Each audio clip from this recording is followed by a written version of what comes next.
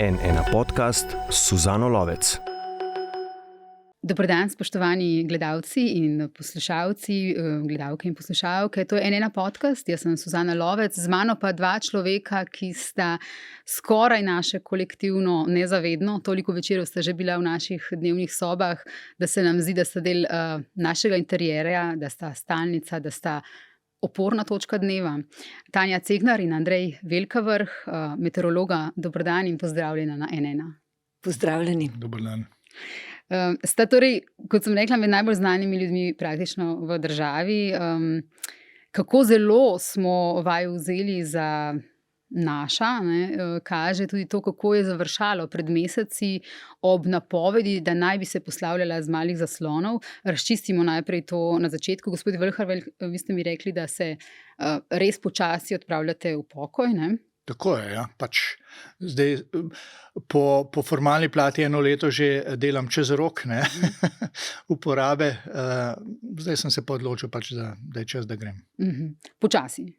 Do konca leta? Ja, nimam fiksnega datuma, še kako se bomo dogovorili v službi, da bo obojestransko zadovoljstvo, če lahko tako rečem, da bo prehod čim bolj mehek, pa ne mislim stališča, da bo da ne bo imel na Arsu težav, da se bo uredilo po formalni plati in tako naprej.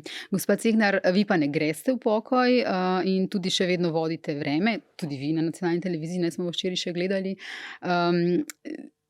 Oba v bistvu še vodita in pred meseci ste za Siol rekli, da vas je prizadelo, da ste slišali za to iz medijev in da boste, ko se boste poslovili, sami to povedali, ta čas pa še ni napočil, ne? Ja, jaz mislim, da mora vsakdo sam povedati svojim gledalcem. Se konec koncev sva oba dva opravilno sposobna in odrasla in lahko to sama narediva, ne? Vas bomo pa lahko še nekaj časa gledali, ne? Ja, lahko še, ampak nekje pa vendarle moraš vedeti, da počasi prihaja čas, da se moraš posloviti. Dokler si na vrhuncu in dober in res imaš dobre rezultate, toliko časa lahko vlečeš, ko pa začutiš, da nekako tvoji izdelki niso več tako kakovostni, je pa čas, da se posloviš, ne pa da to nekje traja in počasi nekje, bi rekla, zblediš. Zaenkrat smo veseli, da vaju oba še gledamo in upamo, da vas bomo še dolgo. Poleti sem želela govoriti o konferenci Evropske meteorološke zveze, ste mi rekli, ko smo se pogovarjali, potem pa sem celo poletje pojasnevala, kaj je to glede te penzije. Konferenca je bila prejšnji mesec v Ljubljani med 7. in 12. septembrom in tudi zaradi nje smo v bistvu tudi naše snemanje malo premikali. Največja meteorološka konferenca v Sloveniji doslej, pravite, gospa Cegnar. Ja. Več kot 700 udeležencev. Vi govorite o tem, kako pomemben je v bistvu ta neposreden stik, človeški stik tudi med meteorologi vami samimi. Zakaj smo v času interneta, Zoomov, vseh možnih, zakaj je ta stik človeški še tako pomemben, da se zbere v Ljubljani 700 ljudi? Zato, ker poleg tistega formalnega dela, ko ljudje predstavljajo svoje posterje, ko predstavljajo svoje predavanje, se medtem tudi družijo in lahko neformalno izmenjajo svoje izkušnje, neke vrste brainstorming, bi rekla, iščejo nove možnosti, povezave, poveš tudi kakšno stvar, v katero nisi prav prepričan in potem poskušaš ugotoviti, kakšno je mnenje tvojih kolegov, ali bodo, recimo, vprašaš, bodo imeli čas, pripravljenost, da bodo sodelovali s tabo pri kakšnem projektu, morda tudi neformalnem, in ravno za take neformalne izmenjave izkušenj je osebni stik tisti, ki je ta pravi. Res je, imamo vse možnosti virtualnega stika, lahko si dopisujemo, ampak ko si dopisuješ, nikoli nimaš tega neposrednega, takojšnjega odziva, ne vidiš mimike, ne vidiš tega, ali je to, kar pripoveduješ, zanimivo, ali tvoj sogovornik razume točno to, kar si želel povedati, ali pa je morda njegova izkušnja taka, da razume in gleda na stvar nekoliko drugače. Tako da jaz mislim, da je ta osebni stik še vedno zelo, zelo pomemben. Gospod Veljkovrh, je tudi vaša izkušnja takšna? Jaz bi tudi z tega stališča to rekel, da ljudje smo še vedno ljudje, živa bitja, ki drugače reagiramo, če po telefonu slišiš glas nekoga, ki ga poznaš osebno, ali pa nekoga, ki ga nikoli nisi videl, čeprav si imel lahko take neformalne stike po elektronski pošti ali pa tudi po Zoomu konec koncev. To učinkuje drugače in se mi zdi, da vendar tudi drugače reagiraš, si bolj zavzet, bolj zbran, resen, po moje, tak občutek imam jaz. Čutite sicer to povezavo, ste zelo povezani meteorologi med sabo, recimo evropski? Ja, meteorologija je bila vedno tista, ki je temeljila na povezavah mednarodnih. Saj konec koncev samo z našimi podatki ne bi mogli narediti ničesar, ne bi imeli pravzaprav vremenske napovedi. Tako da že od samega začetka meteorološka povezava in nekje skupnost meteorološka je tista, ki bi rekla, najbolj čuti to potrebo po povezavi in izmenjavi tako podatkov kot tudi izkušenj.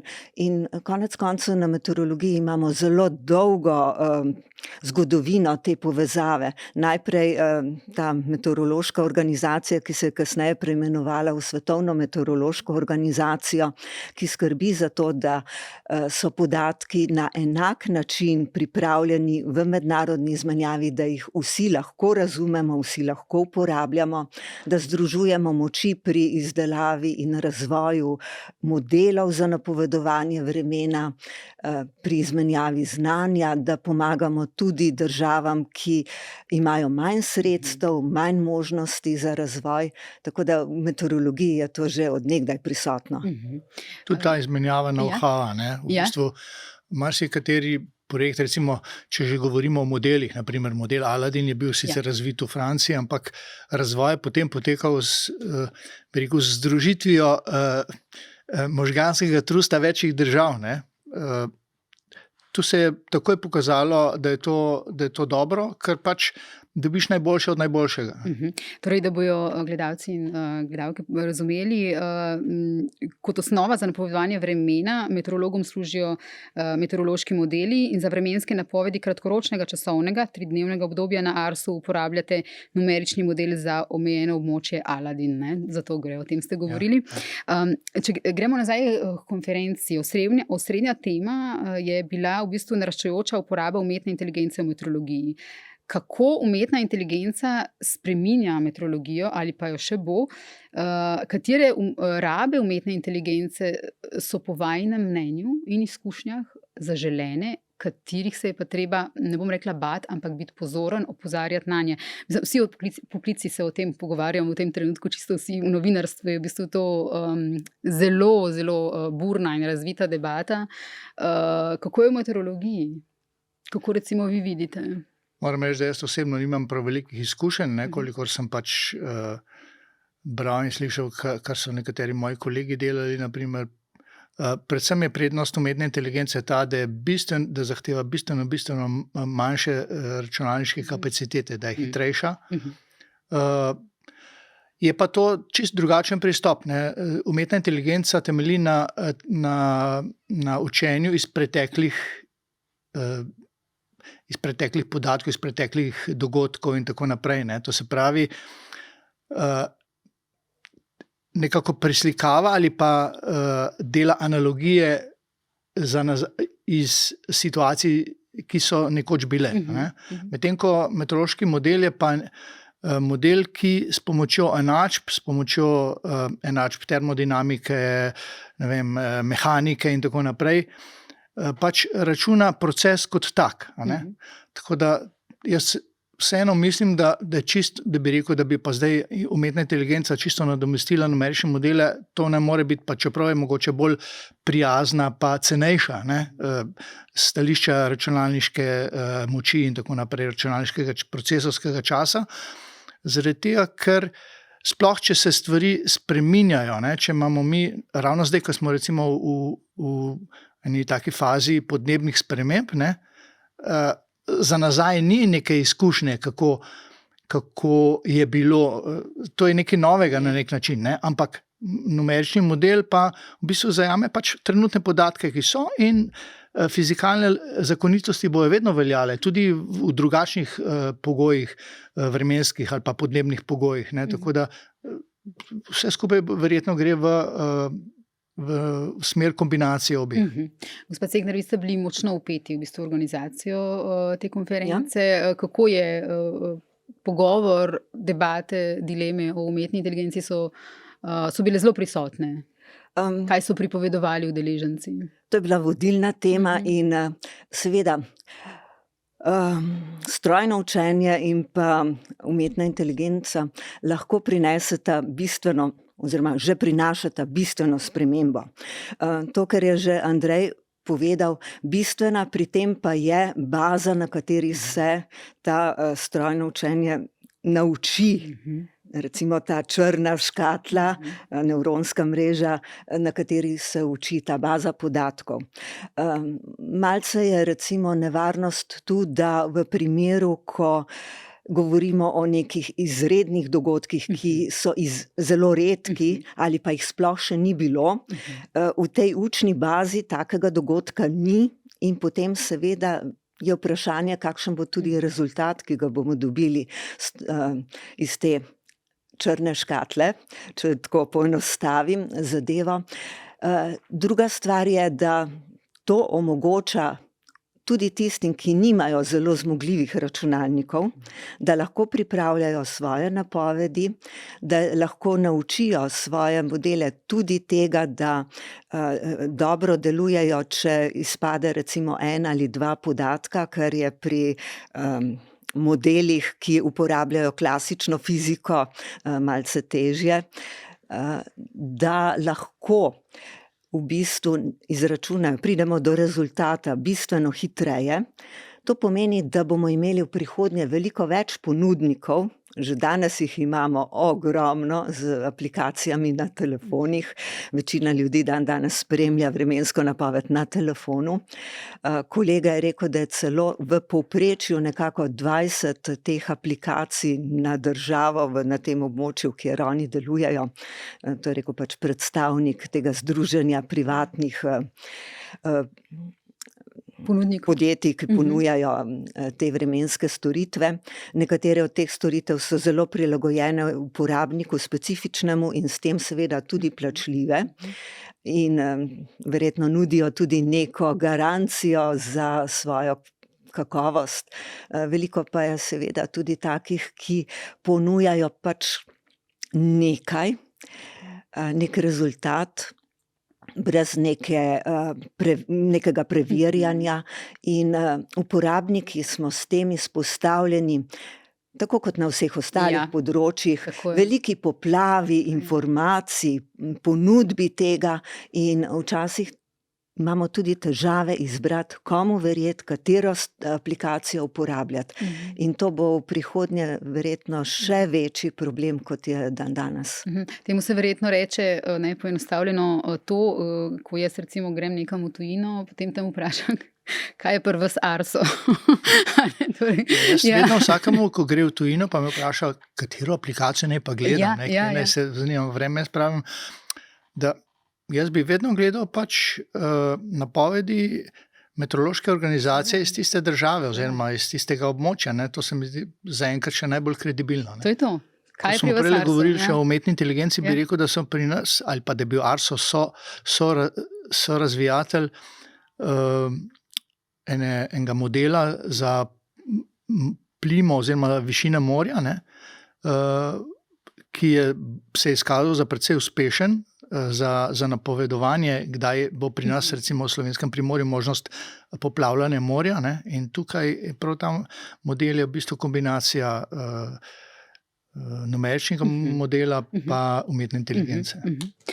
In od tukaj pojdimo nazaj, na začetke vajine kariere. Kako se jih recimo spominjate? Kako se spominjate meteorologije iz tistih časov? Kako drugačna je bila?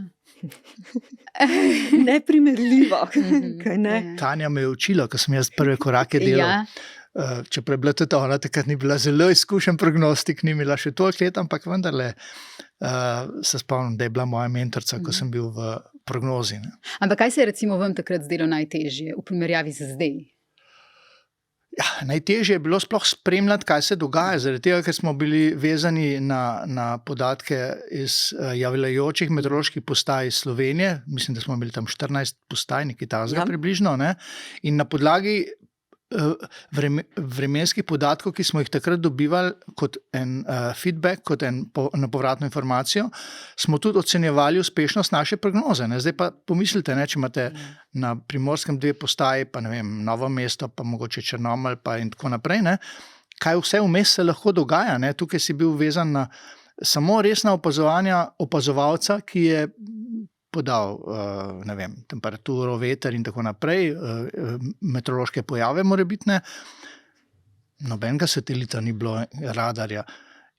Jaz se šele zdaj zavedam, kakšno revolucijo že samo satelitska slika prinesla. Ne?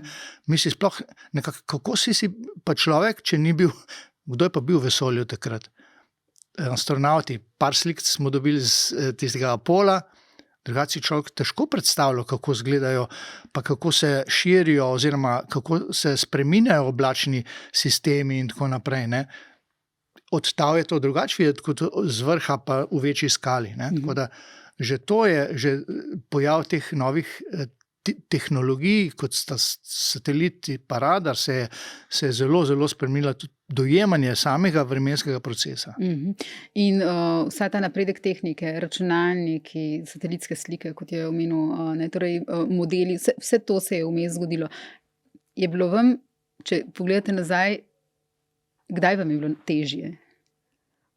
Seveda je bilo najtežje na začetku, tudi zaradi tega, ker podatke, ki smo jih dobivali iz Evrope, torej širšega območja, ki so ti potrebni, da imaš to večjo sliko, kaj se dogaja tudi nad Slovenijo, so prihajali po teleprinterju in potem smo imeli sodelavca, ki je te podatke iz tega velikega izpisa, iz teleprinterja vnašal na zemljevid in potem prinašal k nam, ko je že to seveda s precejšnjim zaostankom, že zaradi teleprinterja, zaradi vnašanja ročnega teh podatkov na zemljevid, si potem izrisal karto, izobar, izoterm, določil območja padanja, naraščanja zračnega tlaka, pojavov. Torej ta zamik je bil precejšnji, danes tega zamika enostavno skoraj da ni več, neopazen. Modeli, prvi modeli so bili takrat še, dobivali smo recimo 27-urno napoved iz Breknela in pa tudi iz Offenbacha. Torej to sta bila dva velika centra, ki sta že računala numerične izračune polj meteoroloških, ampak te karte so prihajale na način, da so se nekako termično izrisale na nekem stroju in kakovost teh kart je bila precej slaba. Po drugi strani pa seveda tudi kakovost teh napovedi je bila bistveno slabša. Zato, ker modeli takrat še niso upoštevali recimo satelitskih podatkov, niso imeli podatkov, veliko manj podatkov iz Atlantika, ki je za Evropo zelo pomemben, in velik skok v rezultatih numeričnih modelov, izračunov teh polj, se je zgodil ravno takrat, ko so začeli vnašati v začetne pogoje tudi satelitske podatke. Tako da mi smo bili takrat precej bosi. Seveda, tudi pričakovanja so bila takrat nižja, ne? Ker se je vedelo, da pač se ne da enostavno. Ne? Zdaj težko je reči zdaj, ali je bilo takrat težje ali je zdaj, če sam sebe vprašam. Ne? Takrat pač so bile napovedi nekoliko bolj splošne, ne? Pa morda za krajše časovno obdobje vnaprej. Ne? Danes imamo pa, ne vem, so silno tehniko in računalniške možnosti, so pa tudi zahteve precej višje. Ne? Tako da bi pa ljudje pričakovali za pol urah veter padavine, ne vem, količino padavine in tako naprej, ne?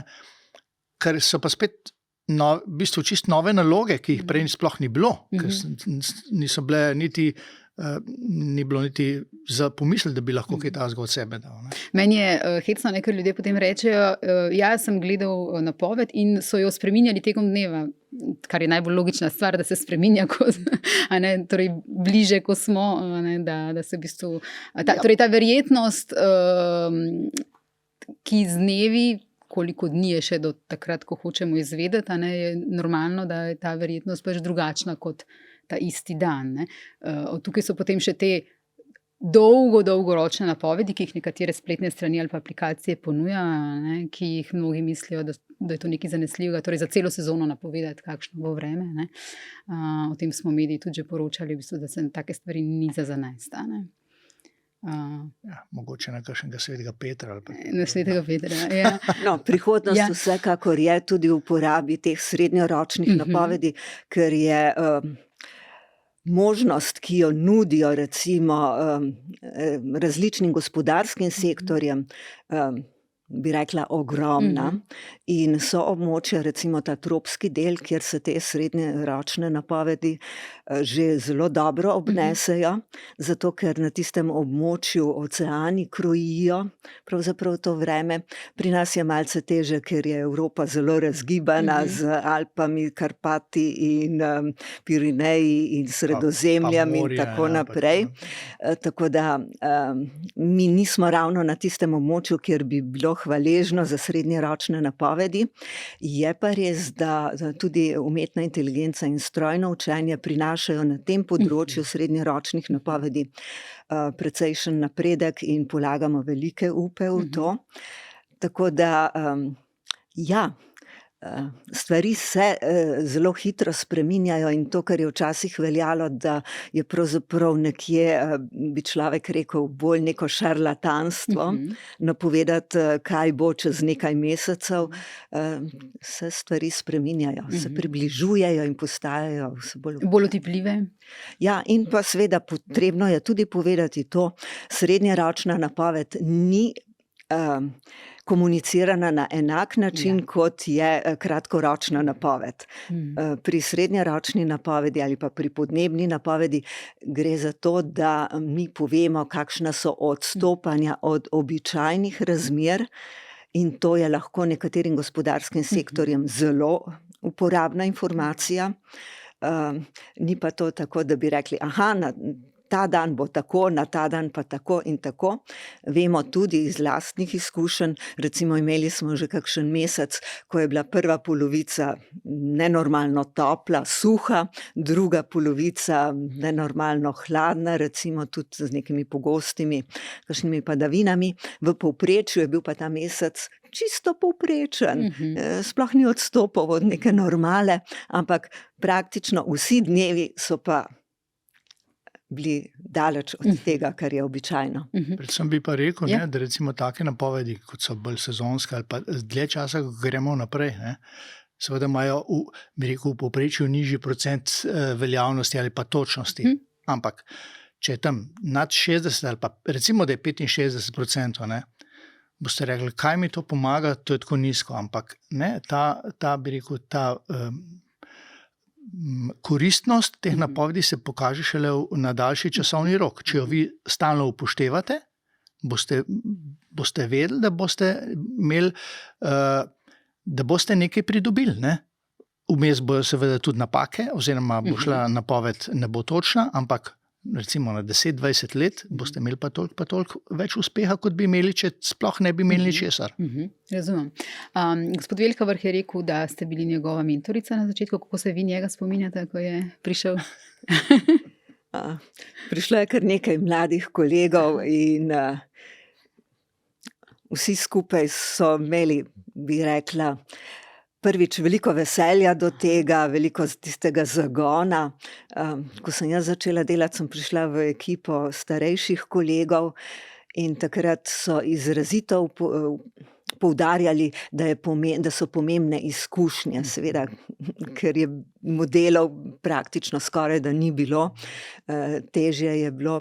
Moral si pač iz tiste karte, ki si jo izrisal z zamikom že ugotoviti, kakšno bo vreme, in to si seveda veliko lažje naredil, če si imel tudi neko bazo izkušenj iz preteklosti. Ste takrat v preteklosti, v teh recimo obvajnih začetkih, čutili neko to presijo časa? Hitro je treba, je bilo? Ste bili pod pritiskom časovnim recimo? Bil si pod pritiskom časovnim seveda zaradi tega, ker si podatke dobival z zakasnitvijo. In si se potem pač moral razmeroma hitro odločati. Seveda si se odločal tudi na prejšnjem poznavanju. V tistem času je bilo normalno, da si delal popoldne in potem začel zgodaj zjutraj, tako da si imel že od prejšnjega dneva. Zelo pomembna je bila tudi predaja informacij. Ko si prišel v službo od kolega, ki je odhajal, ti je razložil to, pa to se dogaja, pazi na to, mogoče se lahko zgodi to. Tako da to sodelovanje je bilo zelo, zelo pomembno. Ja, razumeti naravo, malo sem brala vajine pretekle intervjuje, oba sta zelo povezana z naravo, oba govorita o tem, v bistvu, da vaju je zanimalo razumeti naravo. Ta odločitev za meteorologijo se vam zdi, je bila prava? Če bi se še enkrat odločala? Meteorologija še vedno se mi zdi enako zanimiva, oziroma jaz bi rekel, meteorologija je nek zanimiv poklic ali pa veda, ki je vedno vredna truda, če ti je to, če imaš sposobnosti, pa če si pripravljen pač v tej smeri delati in iti. Zdaj, seveda, vprašanje je pač, kakšen način dela. Čeprav vsi poklici postajajo precej informatizirani, če lahko tako rečem, vse se dela, tudi ne vem, tudi biologija ni samo boženje živalic, pa ne vem, delanje herbarjev, niti slučajno, to je samo tista prva osnova, potem se pa začne z računalnikom delati razne statistike, pa analize, pa laboratorijsko delo in tako naprej. Tako da ja, še vedno mislim, da je dobro. Zdaj,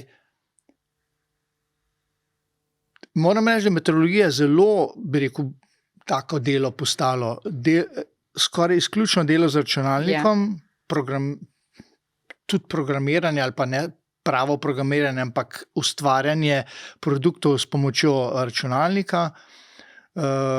Ni to kakšno opazovanje oblakov in tako naprej.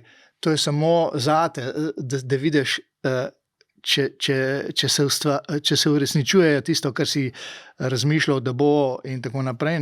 Drugače pa to pravzaprav včasih celo za prognostika bolje, da bi bil zaprt, kot smo mi tlele v studiu, da ne bi videl ven, da te ne bi motlo vreme, ker včasih te take kratke ali pa spremembe, ki niso čisto v sozvočju s tvojo vremensko napovedjo, malo vržejo s tira, potem pa misliš, zdaj pa ne gre več tako, pa popraviš napoved, potem pa gre spet nazaj. Ne smeš se lokalnim ali pa krajevnim trenutnim vremenskim razmeram dati prepričati, ampak moraš dejansko imeti neko vztrajnost v svojem prepričanju in v delu. Skratka, ja, zelo je tako, zelo pisarniško, zelo, bi rekel, računalniško delo to postalo, če lahko tako rečem. Mislim, a se ti ne zdi, Tanja? Ja, mislim, da je to pri vseh poklicih. Tako je, ja. Ja, pa še nekaj zanimivo za konkretno to, kar vidva počneta, torej, da sta obraza z televizije, k čemur se bomo na koncu še vrnili. Mislim, da ste nekje rekli, samo 5% vašega dela je v bistvu ta televizija. Vse drugo je to, kar ste vi zdaj opisovali. Ljudje verjetno zmotno mislijo, da živite na televiziji. Torej, za tem je veliko številk. In če lahko posplošim, ali pa malo potegnem črto po to, kar ste vi rekli, zdaj o opazovanju vremena in siceršnjem tem 95% vašega dela številkam bolj zaupati, torej kot temu, kar vidimo? Ja, marsikaj tudi vidimo, konec koncev satelitske posnetke, pa tudi vidimo, zdaj imamo sploh satelit je postal orodje, ki je zelo analitično postalo, ne, ker se lahko gleda z njim marsikaj, vidi se lahko puščavski prah, požare, kakšna zračna masa je, recimo, pa vidimo pasove različnih zračnih mas lahko, to ni samo oblak, ne. Potem, ne vem, radar se dejansko, sploh kadar imamo procese ali pa vremenske pojave, ki se hitro spreminjajo, ki so, kadar imamo izdano opozorilo, zelo vizualno tudi spremljamo dogajanje. Ampak ja, drugače pa seveda številke pa prevladajo prav gotovo.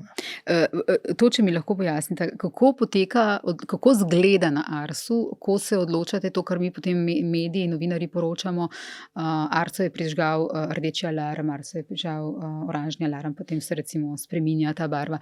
Kako to čisto na organizacijski ravni poteka to odločanje? No, predvsem je tako, ne, zdaj prvič, za te različne stopnje opozoril imamo točno določene številčne razrede, spet so tukaj številke, ne, se pravi, če smo na primer pri vetru, ne, Slovenija ni ravno vetrovna dežela, razen Primorske, kjer je burja, drugače je močen veter razmeroma redek v primerjavi s kakšnimi drugimi deli Evrope. Naprimer, mejna hitrost za rumeno opozorilo je 50 km/h za notranjost Slovenije, 70 km za oranžno. Ne? Če je 70 ali več, imamo oranžno opozorilo za veter.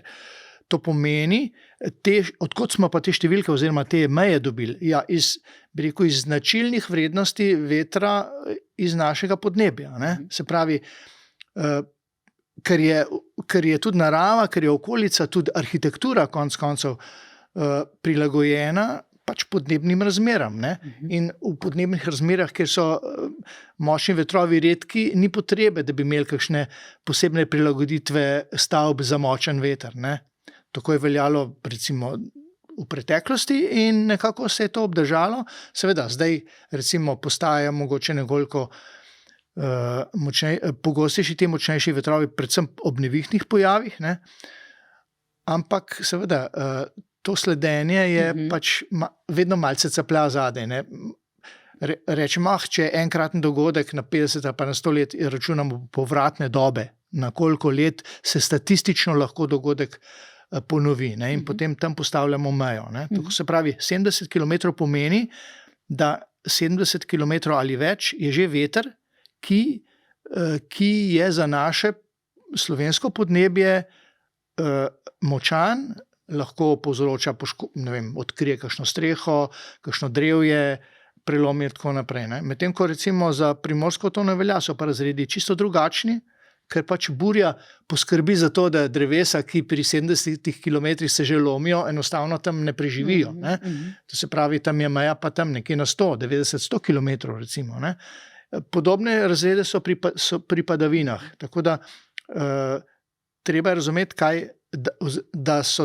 kaj ti razredi pomenijo. Sej, če se človek malo poglobi pa prebere, tam v navodilih tudi piše, je pojasnjeno, kaj pomeni recimo oranžna barva, oranžno opozorilo pa rumeno opozorilo. Ne? In seveda, zdaj, če recimo je napoved taka, da predvideva pojave, ki segajo v te razrede, potem pač, rekel po domače povedano, izbiramo barve glede na napovedano hitrost vetra, napovedano količino padavin, napovedane nalive, to se pravi, kako hitro pade določena količina padavin in tako naprej, na višino snega in stvari. Ne? Gospod Cegner, v osnovi je v bistvu to matrika, ne, v katero na eni strani imaš verjetnost, na drugi strani pa učinek. Saj vsa opozorila so namenjena predvsem to, da opozoriš na učinke, ne pa pravzaprav na številke, ki jih dobiš glede na podnebne značilnosti nekega kraja, kar je pa seveda pri tem, ko se podnebje spreminja, to, kar je veljalo, da je recimo naliv v Ljubljani bil vsake 2 leti, in na kar je bila dimenzionirana kanalizacija in odtoki v podvozih, recimo se dogaja zdaj nekajkrat na leto že skoraj. Pa je za vas, recimo, so ti dnevi, ko prihaja do teh opozoril, so to recimo najbolj naporni dnevi za vas? Ali je to dan kot vsak drugi v dnevu v življenju meteorologa? Ne more biti dan kot vsak drug, že zaradi tega, koliko je povpraševanja od ljudi, ki želijo imeti čim bolj natančno informacijo, tako časovno kot tudi lokalno, in pa seveda tudi glede na posledice tega dogodka. In pa zelo težko breme je takrat, ko se odločaš, ko si nekje na meji med morda oranžnim in pa rdečim. Ravno v času konference smo imeli tudi rdeče opozorilo izdano glede na padavine. In morda je tu za izpostaviti tudi to letošnje poletje. Se je velikokrat zgodilo, da je bila zelo močno nevihtno delovanje, ki je zajelo Istro, pa recimo ni seglo do Slovenije, z neko izjemo, ki je bila. In ta razdalja mejna je bila zelo majhna. In zdaj nekdo, ki se mora službeno odločiti, ali bo to oranžna, ali bo to morda celo rdeča, in ali bo v tistem kempu, kjer je takrat veliko ljudi, lomilo drevesa in bodo mogoče celo neke smrtne žrtve, v najslabšem primeru, to je zelo veliko breme. Ga čutite v bistvu? Vsak, ki je v tej poziciji, da se mora odločati, mislim, da ne more biti čisto ravnodušen v tem Zaradi primeru. tega smo nekako prišli tudi na to, da v takih primerih je to ekipa. No, to Še vedno je dežurni prognostik, ki pač ima največ vpogleda ali pa največ ve, pa tako, ampak vendarle, čim se dežurni prognostik odloči, da bo pa treba opozorilo izdati, pa tako se pa potem vendarle odgovornost malce prenese na odgovornost. Tudi debata, tudi izmenjava mnenj, bolj se posveti, ne vem, takrat napoved za 3 dni naprej sploh ni toliko pomembna, ampak se posveti dejansko takim dogodkom, ki se jih pričakuje v bližnji prihodnosti. Nekaj ste že o tem rekli, ampak kako meteorologi pri svojem delu občutite podnebne spremembe? Kako se je vaše delo s podnebnimi spremembami v bistvu spremenilo? Vemo, podnebne spremembe seveda vplivajo na vreme, ne?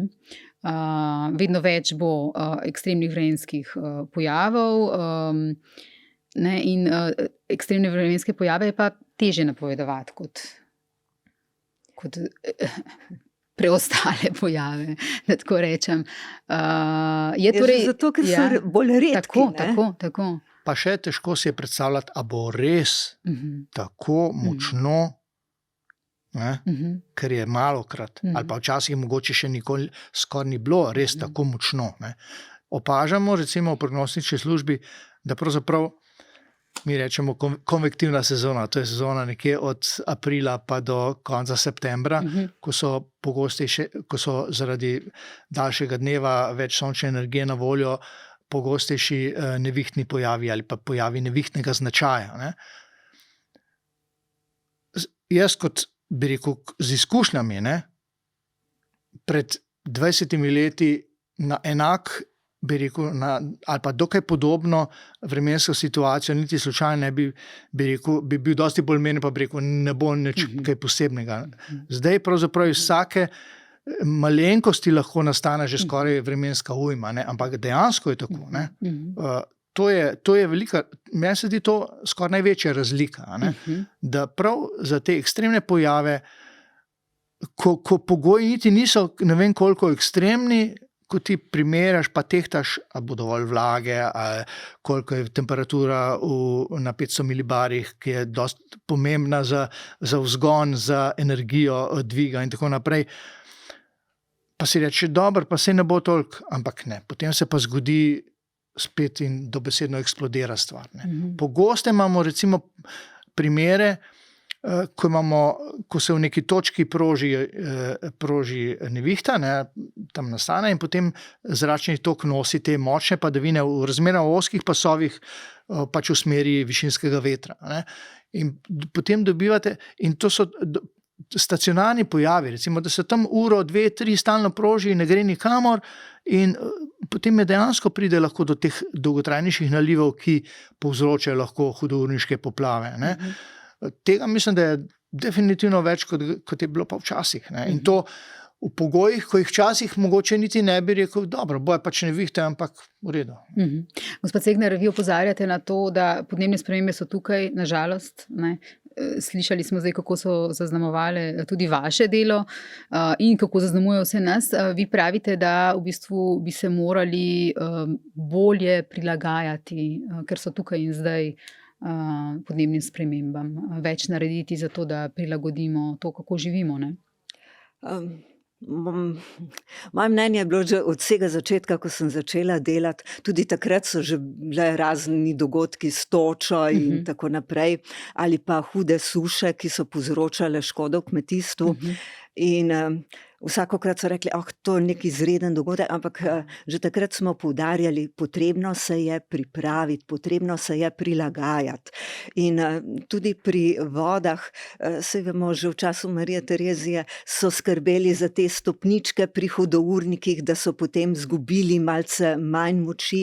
Z vodo je potrebno upravljati že takoj na začetku, ne šele potem, ko pride v dolino.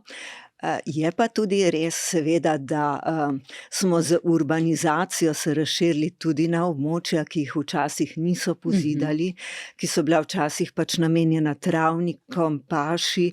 Danes se pač trudimo, da razširimo mesto, pozidamo vse. Pozidano območje se obnaša popolnoma drugače, kot se obnaša naravno okolje.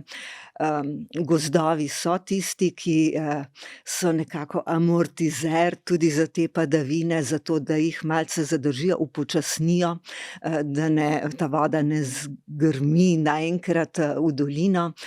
In veliko teh možnosti je, kako se recimo prilagaja. Me veseli, da zadnje čase več slišim o teh suhih zadrževalnikih, ampak včasih se je zelo težko v lokalni skupnosti dogovoriti o tem.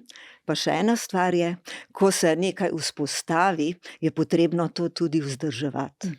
In zgodi se včasih, da se nek izreden dogodek zgodi dvakrat na istem območju, potem ga pa recimo 15 ali pa 20 let ni in v tistem času nekako ta spomin na to, kar nekako zbledi in ljudje potem rečejo, saj tega pa res ne rabimo več. Potem se pa seveda to zgodi. In smo v težavah. Torej, velikokrat smo nepozorni na naravo, zgubili smo tudi ta zgodovinski spomin. Včasih se ljudi niso toliko selili, kot se danes, ta mobilnost je bila veliko manjša. In nekdo je zgradil hišo, včasih so mu povedali domačini, oziroma navadno je bil to domačin, tlele se pa vsake toliko zgodi, da ta hudournik povzroči škodo, naraste, tlele ne bom gradil. Danes pridejo ljudje od drugod, nimajo tega zgodovinskega spomina, bom pač zgradil. Res je, da mi lahko gradimo tudi na območjih, ki so poplavno ogrožena. Nemci recimo ob Renu to počnejo, vendar počnejo na popolnoma drugačen način, na veliko dražji način. Tudi recimo London, njihov City je zgrajen na območju, ki ga lahko ogroža visoka temza, ampak so gradili na način, rekli so, mi se zavedamo nevarnosti, lahko gradimo tukaj na poseben način, bo dražje, moramo biti bolj pazljivi, ampak to lahko naredimo. Torej, moramo se zavedati in kar je zelo pomembno, naši kolegi, ki se ukvarjajo s podnebnimi podatki, računajo ne samo te historične povratne dobe, ampak tudi projekcije za naprej, ocene, kako pogosti bodo recimo vročinski valovi, koliko močnejši bodo in koliko pogostejši bodo taki hudi nalivi. In seveda tudi imamo več imetja, več infrastrukture. Bolj smo vezani na to, da mora biti vse tudi časovno tempirano. Hočemo se pripeljati od tukaj do tukaj. Ne morem si privoščiti, da bom čakal, da bo to sneženje ponehalo in tako naprej. Način življenja se je tudi spremenil. Tako da vse to skupaj, ko se štejemo, poleg podnebnih sprememb, nam prinaša spremembe in zahteve, da moramo ukrepati drugače. Je pa res, da robustnejša infrastruktura pomeni tudi veliko večji finančni vložek. Je pa tudi res, da se moramo zavedati, da napravno vse stvari se pa ne moramo prilagajati. Recimo, ta večja spremenljivost vremena iz ene v drugo skrajnost. Recimo, poglejmo samo sadjarstvo. Zadnjih, ne vem koliko let, ko so spomladi skoraj redno je, Aprila, pozeba. Ampak dobro, ni povsod, eno leto je bila res huda praktično po celi Sloveniji, ampak recimo lokalno in tako naprej. Delno se lahko z oroševanjem nekaj rešuje, ampak nimate pa čarobne palce za to, da boste to, potem pa prije še suša, recimo, ali pa kakšna toča in tako naprej. Enostavno, žal, ravno s to večjo spremenljivostjo ali pa večjo pogostnostjo ekstremov vremenskih bo postala, ali pa že postaja, pridelava hrane precej težja in tudi dražja na nek način, ker je pač pridelek manjši, bolj tvegan. In tukaj smo recimo lahko tudi pride do tega, da se bojo ljudje enostavno nehali ukvarjati s pridelavo. Ne vem, jaz si ne predstavljam, da bi bil sadjar, da bi od tega živel, pa da bi mi 3 leta zaporedoma že samo spomladi, že takoj na začetku pozeba pobrala, ne vem, 50% ali pa še več procentov pridelka. Ja, kako bom pa preživel? Za 1 leto še dobim mogoče kakšen kredit ali pa kakšno pomoč države, ampak kar naprej pa najbrž ne bo to šlo. In tle se mi zdi velik problem, kako to rešiti, oziroma kako se na to odzvati. Nekako ne bi bilo dobro, da bi pač dali to v nemar, pa bi rekli, pač ne bojo več pridelovali, bomo pa drugot uvažali. Nek mehanizem bo treba vzpostaviti v tej smeri. Dobro, to ni povezano s samim napovedovanjem vremena, ampak je pa posledica recimo podnebnih sprememb. Ja, ampak poglej, v svetu se ravno tako dogajajo podnebne spremembe, ravno tako hude suše, ravno tako poplave, ravno tako recimo močna neurja, ki tudi vplivajo na pridelavo hrane. Torej lahko računamo, da tudi hrana, ki jo recimo rečemo, bomo pa uvažali, bo postala dražja, je bo manj in lahko hrana, tako kot govorimo, da bo voda postala svetovni problem, lahko postane tudi hrana svetovni problem. In iz tega vidika se bi morala država zavzeti za to, da poskrbi, da se kmetijstvo čim bolj prilagodi in ga čim bolj podpira, zato da vzdržujemo vsaj v določeni meri neko samooskrbo s hrano. Sej konec koncev lahko vlagamo v namakanje, lahko vlagamo v protitočne mreže, lahko vlagamo v sisteme oroševanja in tako naprej. Lahko pomagamo z premijami za zavarovanje. Je kar nekaj teh mehanizmov, s katerimi bi recimo država lahko pomagala še bolj kot kmetijstvu. Oba sta močno vpeta v Slovensko meteorološkem društvu. Vi ste predsednica, vi ste blagajnik. Res celo to veste. Ja. Rekli ste mi, gospod Cegnar, radi bi privabili mlade, da bi bili bolj angažirani. Kaj si želite? Večino stvari nekako zadnja leta vsaj aktivnosti izvajamo starejši, mogoče zato, ker imamo morda več časa, da se temu posvetimo. Mlajši pa seveda bolj so obremenjeni s tem, da gradijo svojo profesionalno kariero, da si gradijo družino, da vzgajajo otroke, kar seveda pobere veliko časa in priznam, ampak konec koncev potrebujemo tudi nekje generacijo, ki bo za nami, ko se bomo mi umaknili, prevzela to in pa želela bi si morda pritegniti tudi več teh ljubiteljskih meteorologov. Ker v društvu ste poklicni meteorologi, ampak tudi ljubitelji, ne? Rekli ste mi, veliko ljudi ima miri stvari, ima aparature, se vključuje v bistvu to debato, se izobražuje, ne? Kaj prispevajo ti ljubiteljski meteorologi k v bistvu javnemu dobremu? Veliko teh ljubiteljskih meteorologov, ki imajo postavljeno svojo opazovalno postajo, te podatke tudi objavlja na spletu in v primeru nekih izrednih dogodkov se tudi mi pri svojih analizah poslužujemo teh njihovih podatkov. Tak tipičen primer je bila tisti obsežni hud žled, ki je prizadel Slovenijo in takrat je marsikatera naša avtomatska meteorološka postaja izpadla in smo se potem morali zanašati predvsem na njihove podatke, na njihova opažanja.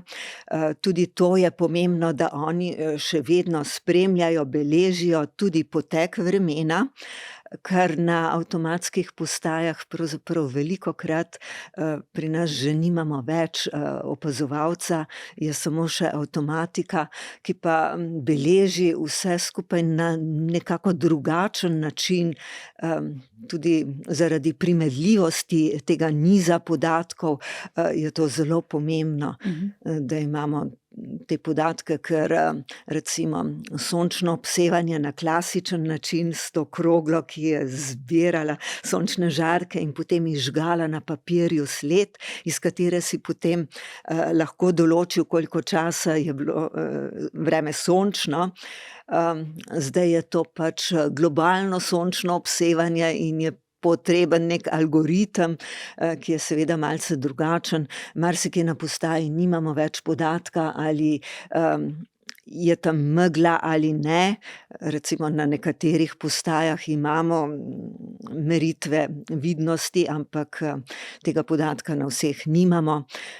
Podatki o snežni odeji so na avtomatski postaji bistveno drugačni, ker je to podatek v eni sami točki. Opazovalec je pa pogledal, kaj se dogaja tudi okoli, recimo te sledi snežne odeje, ki jih zdaj nimamo več, ki smo jih izgubili.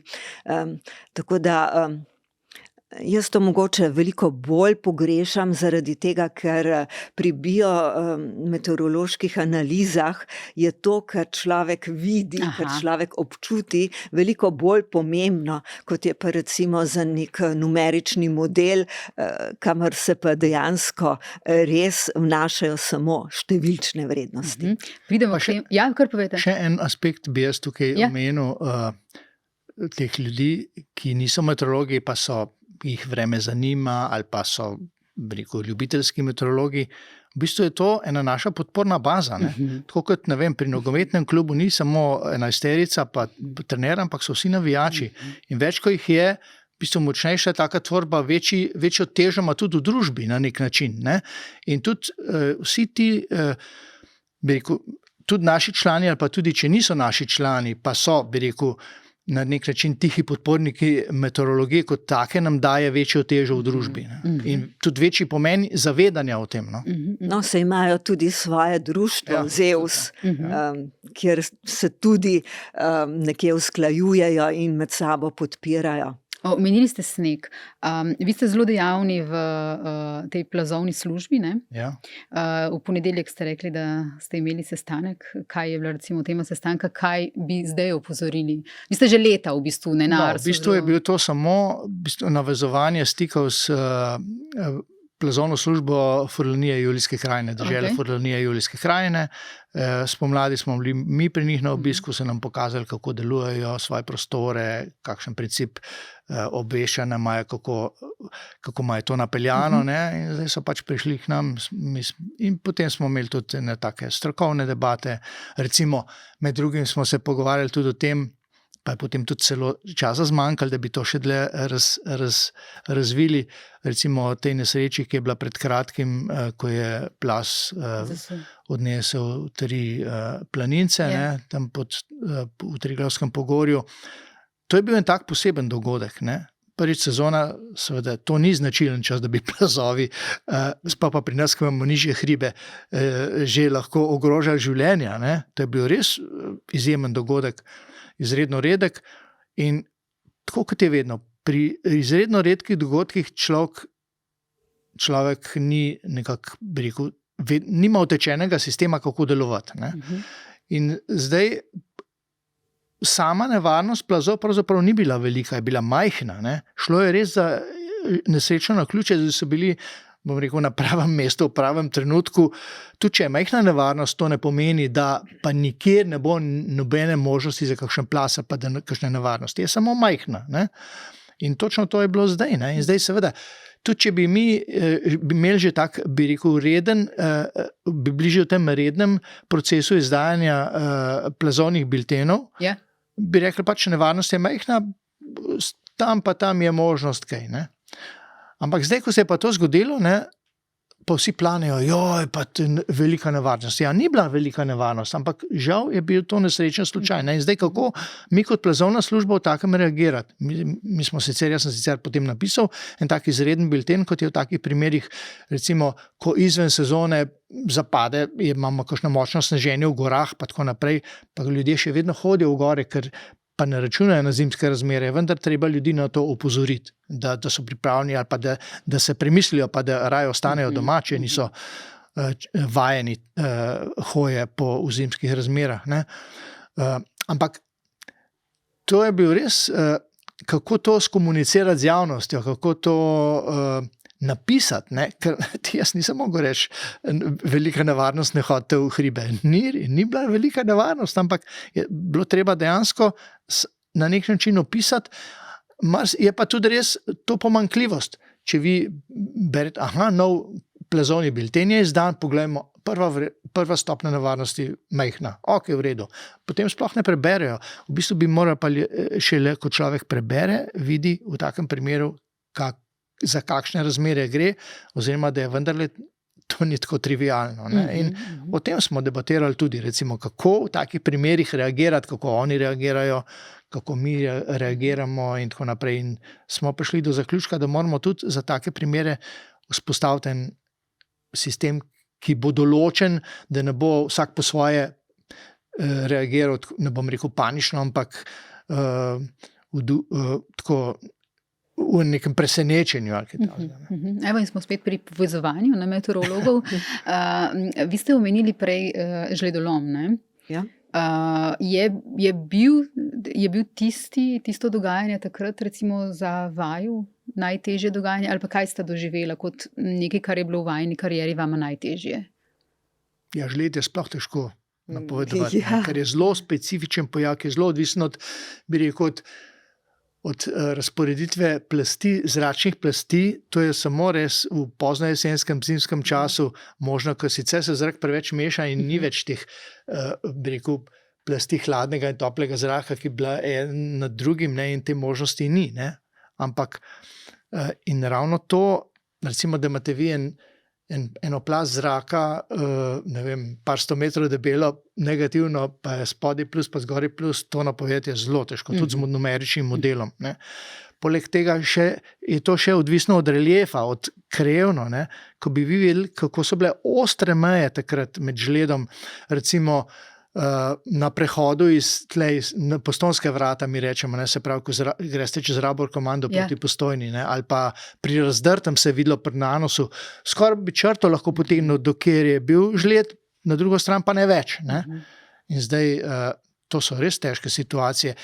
Vidi se lahko naprej, da je možnost, ampak nikoli ne veš, koliko bo to izrazito, ne? Ker je to odvisno potem tudi od količine padavin.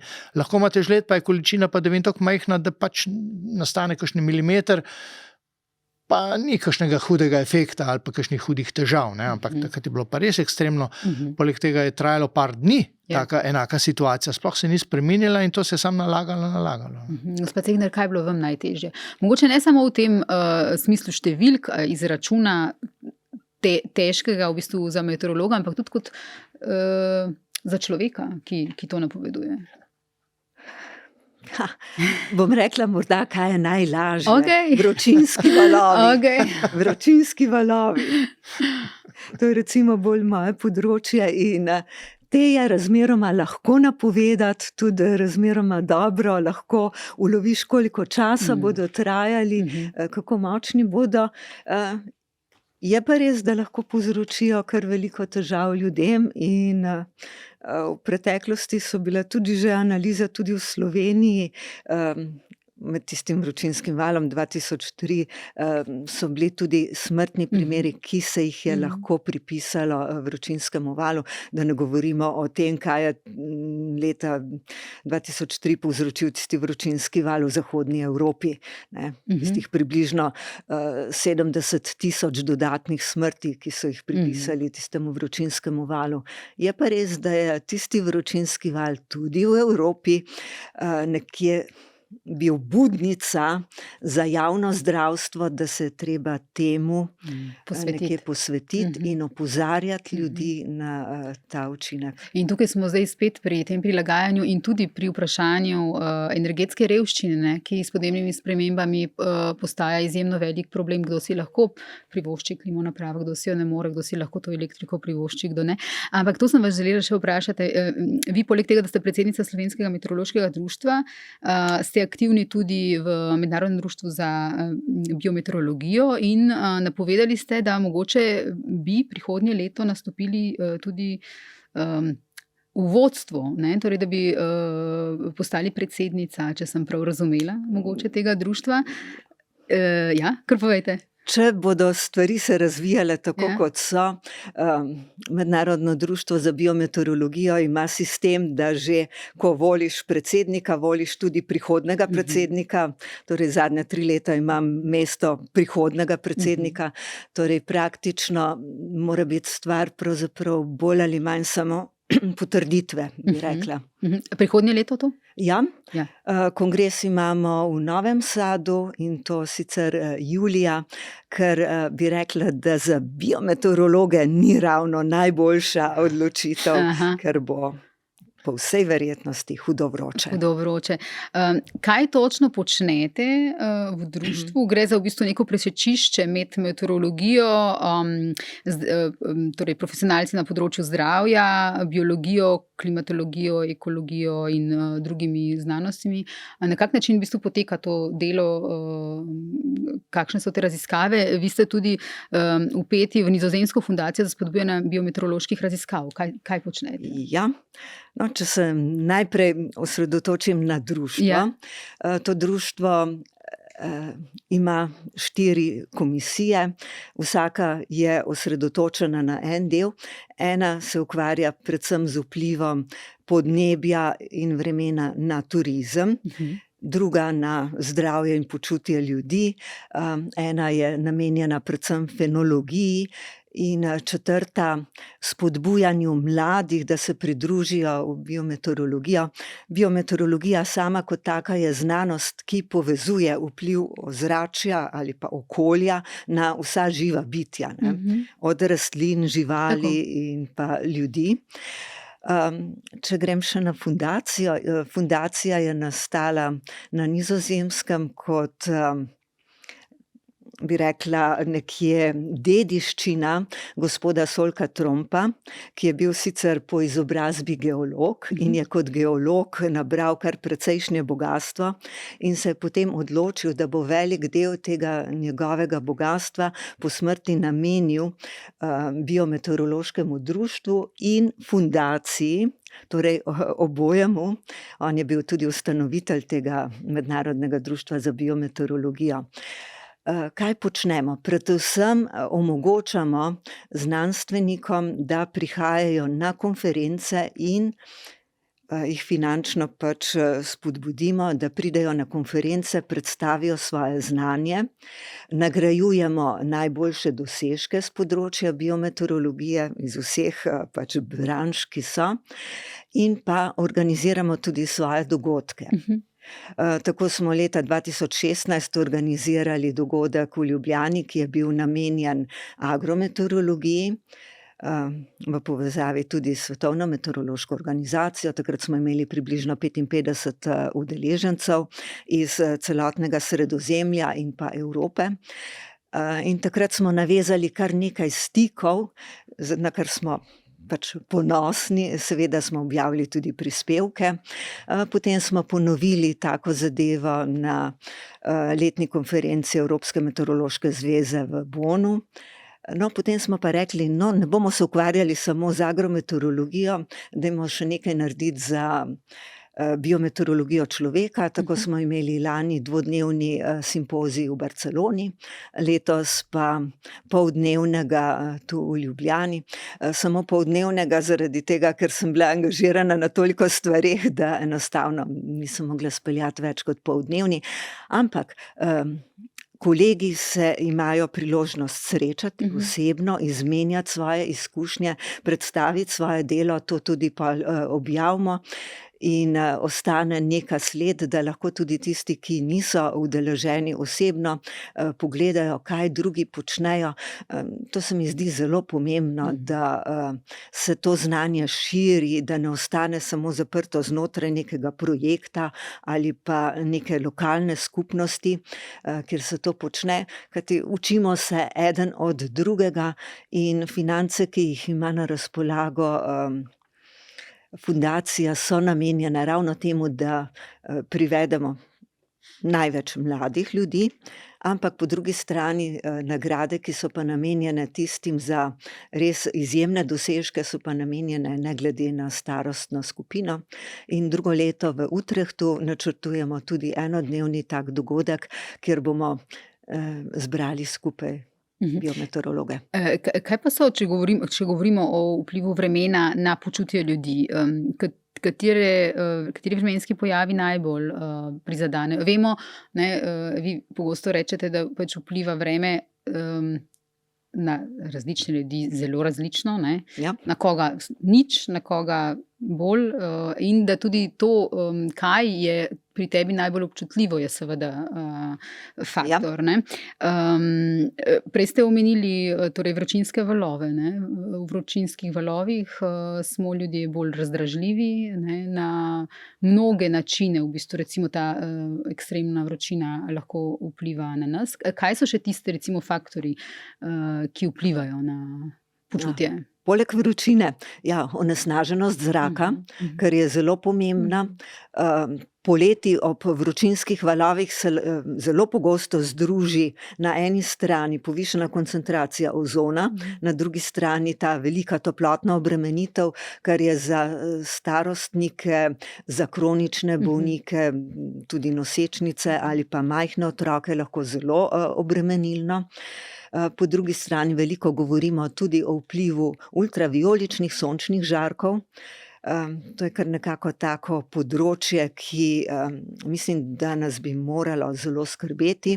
Predvsem dermatologi so zelo aktivni na tem področju, pa potem še vedno pojamrajo, prišli so ljudje čisto opečeni.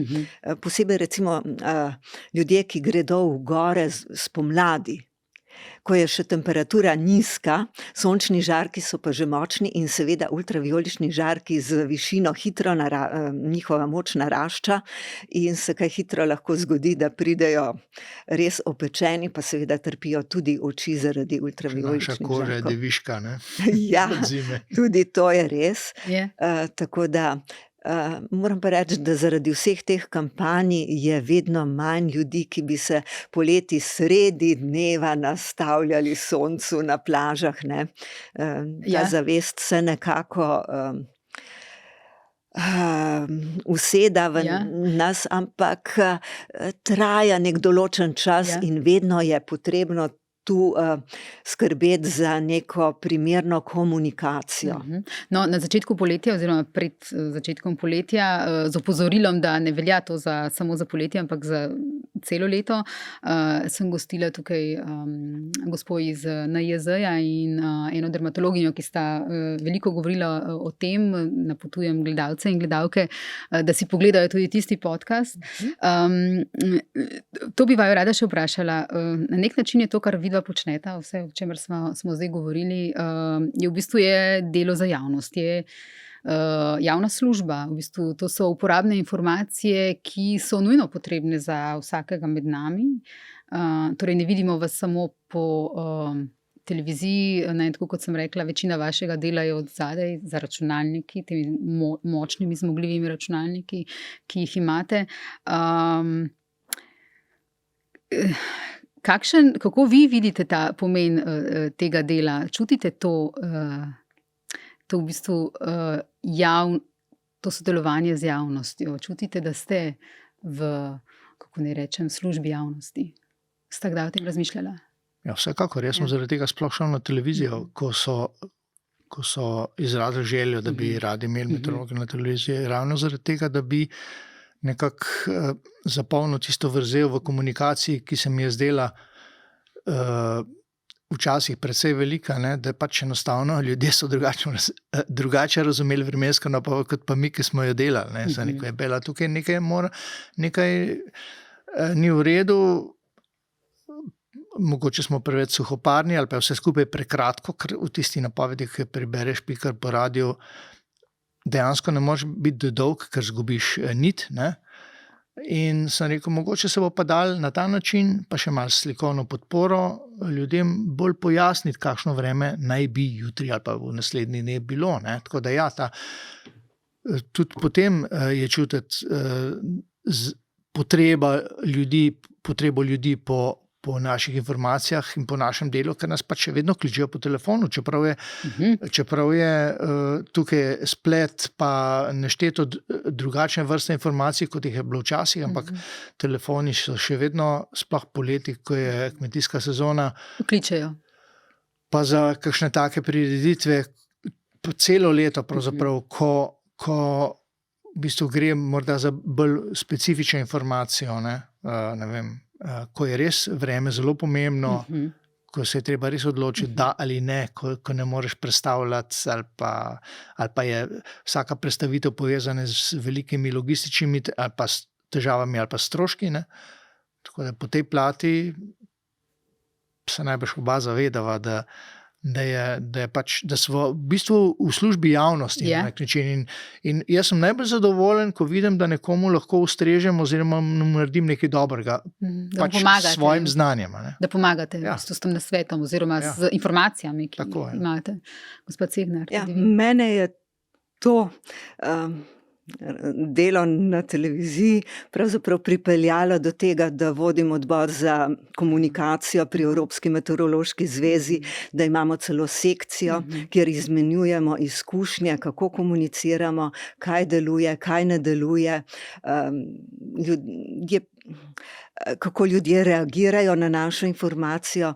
Včasih smo prav presenečeni, ko pride kdo z anketo, kaj vse je bil odziv uporabnikov na to, kar si mi predstavljamo, da smo skomunicirali, pa kaj so ljudje razumeli in kaj je bila interpretacija. A imate kakšen primer?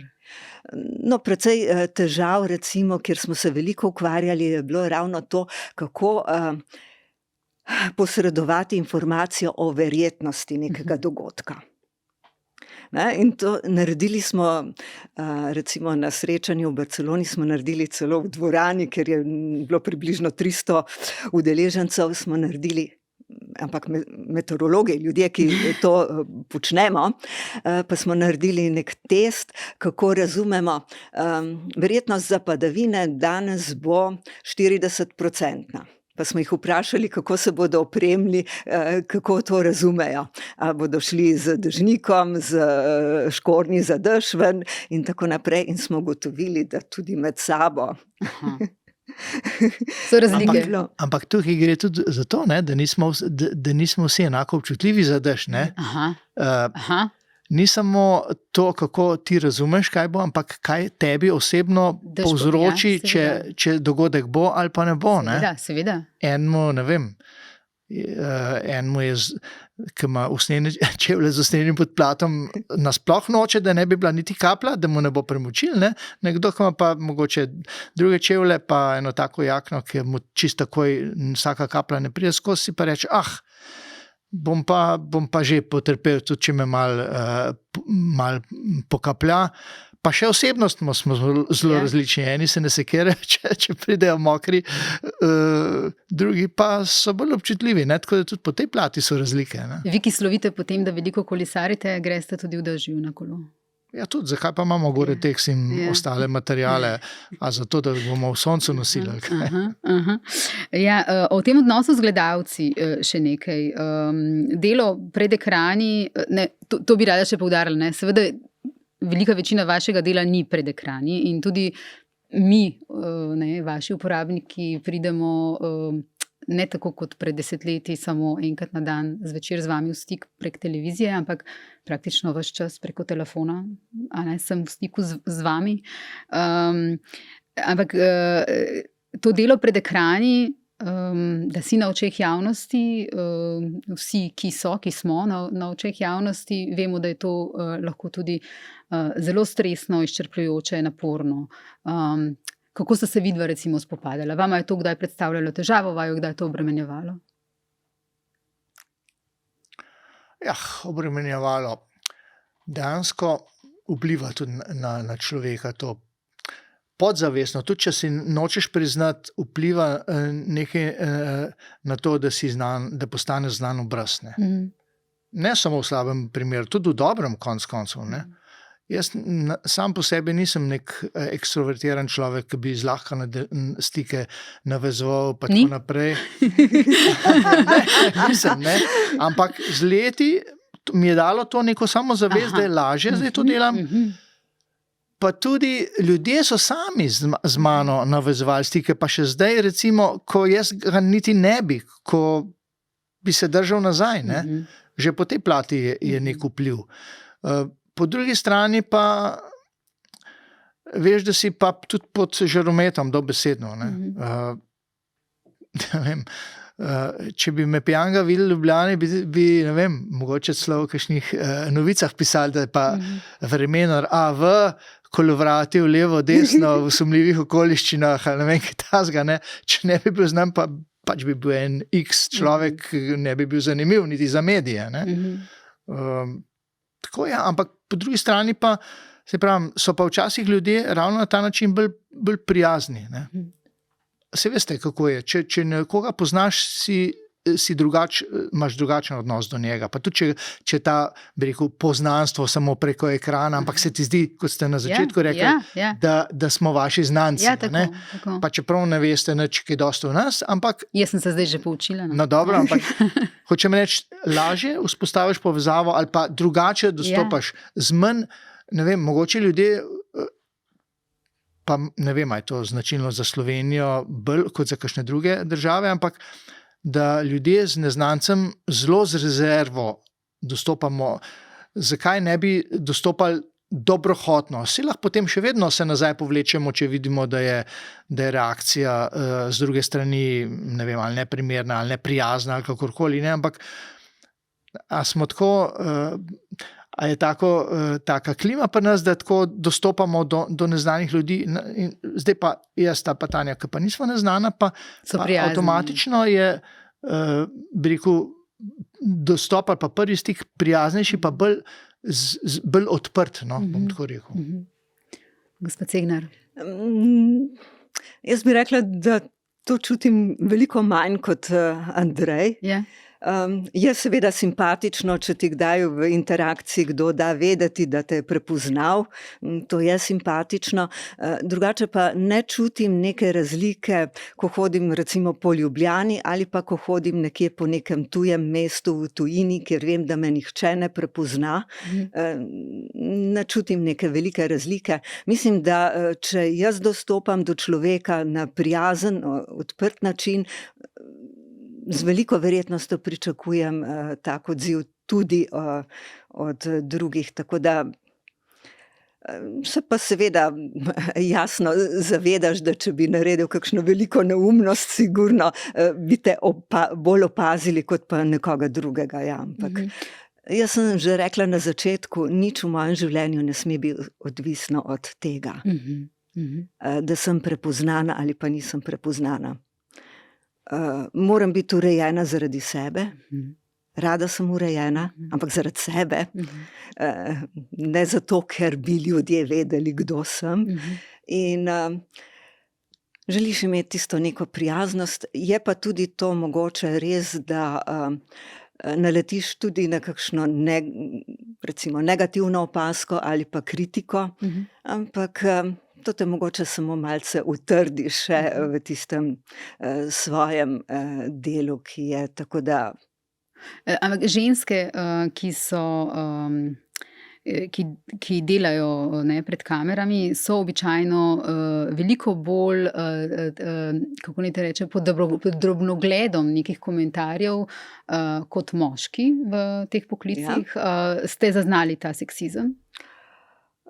Ne vem, če to ravno seksizem. Jaz niti ne bi rekla, da je to seksizem. Zdi se mi normalno, da pri ženski morda bolj izstopa make-up, bolj izstopa, kako si oblečen, ker smo ženske pri oblačenju morda malce bolj sproščene, si upamo nekoliko več. Moški se pač obleče v obleko, kravato in srajco in to je to, bolj ali manj klasika, ni neke zelo velike variacije pri tem, medtem ko ženske si pač dovolimo malce več. Si dovolimo vzorec, si dovolimo barve, si dovolimo, morda imamo tudi več svobode pri laseh, kako smo počesane. Tako da na nek način v bistvu dajemo tudi več, bi rekla, možnosti za komentar. Teh negativnih komentarjev pa v bistvu, kako ste jih doživljali, če so bili? Ja, na začetku te zabolijo, Tako kot me je zabolelo to, da so se vsi hoteli celo poletje pogovarjati o upokojitvi in nihče ni hotel poslušati tega o konferenci, pa ne samo zaradi mene. Ogromno ljudi je bilo za mano, ki so sodelovali z mano. Vložek dela, vložek časa, tudi denarni vložek v konferenco je bil velik. In vsekakor sem mislila, da bi si konferenca zaslužila veliko več pozornosti kot pa moje privatne odločitve. Tako je. Gospod Vlhovrh, za Jano ste rekli, da se nameravate, ko boste šli v pokoj, vpisati na tečaj risanja markacij? No, to je ena od možnosti, ki jih imam v mislih. Ne vem še točno, ampak nekaj takega prav gotovo bi rad še kaj drugega počel, kar sem do zdaj pa recimo ni bilo časa. Ali pa kakšen prostovoljni šofer za ljudi, ki nimajo prevoza, ali pa pač nekaj, bi rekel, za dobro drugih, ne samo sebe. In gospod Cegnar, še boste delali, kaj je tisto, kar bi si v bistvu do konca kariere najbolj želeli? Nekaj ste že rekli v zvezi z mednarodnim društvom in slovenskim društvom. Kaj pa je še tisto, kar si recimo bi najbolj želeli pri svojem delu? Ja, mislim, da je ta mednarodna vpetost in ustvarjanje možnosti za kolege, povezovanje kolegov na celi tej evropski skali, ampak tudi s kolegi preko oceana, torej z Američani, tudi pri njih sem vpeta v neka delovna telesa in mislim, da me to bogati, mi to veliko daje, to mednarodno delovanje. Ko sem bila mlajša, so mi starejši kolegi na tem mednarodnem nivoju pomagali odpirati oči, širiti obzorje in nekako se čutim obvezana, dolžna, da to predajam naprej, zdaj, ko sem v poziciji, da to lahko, ko mi ni več potrebno razmišljati o moji poklicni karieri, konec koncev pripeljala sem jo pravzaprav do pristanka, da je reči, ko lahko nekaj nudim drugim. In mislim, da je to, nekako čutim, da je to moja dolžnost. Najlepša hvala obema za pogovor. Hvala, da sta bila moja gosta v NN podcastu. Hvala. Prosim. In hvala tudi vam, dragi gledalci in gledalke, poslušalci in poslušalke. Naslednji teden spet skupaj.